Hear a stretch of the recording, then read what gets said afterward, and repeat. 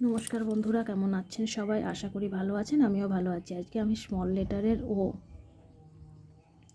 English alphabet small লেটারের ও, মানে capital লেটারের ও এবং small লেটারের ও এর মধ্যে একটাই পার্থক্য, যে স্মল লেটারের ওটা একটু ছোট হয় আর ক্যাপিটাল লেটারেরটা বড় হয়। তো যাই হোক, এটাই হলো ও। আমাদের কাছে এটা ইজি বলে মনে হলো, বাচ্চার কাছে মোটেও ইজি নয়। আর 4 লাইন্স কপিতে কিভাবে লিখব? এই দুটো লাইনে ওটা হবে না, হবে এই মধ্যিখানের লাইনে। এখান থেকে আমার বেরিয়ে গেছে। তো আমরা কিন্তু আঙ্গুল দিয়ে বাচ্চা যেন না মুছে তার ব্যবস্থা করব। একটু আদ্র ভুল হলে আমরা ইরেজারের ব্যবহার করব। আমরা যখনই ইরেজারের ব্যবহার শুরু করব তখনই বাচ্চাও কিন্তু দেখে দেখে শুরু করবে।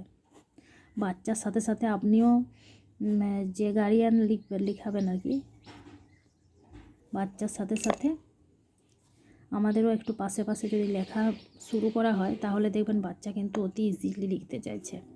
আর বাচ্চাকে শুধু লিখতে দিয়ে নিজে বসে থাকলে হবে না, নিজেকেও দেখাতে হবে যে আমিও লিখছি তোমার সাথে, তুমিও লেখো, তাহলে সেও লিখবে। তো ভিডিওটা এই পর্যন্ত, যদি ভালো লেগে থাকে অবশ্যই একটা লাইক করবেন।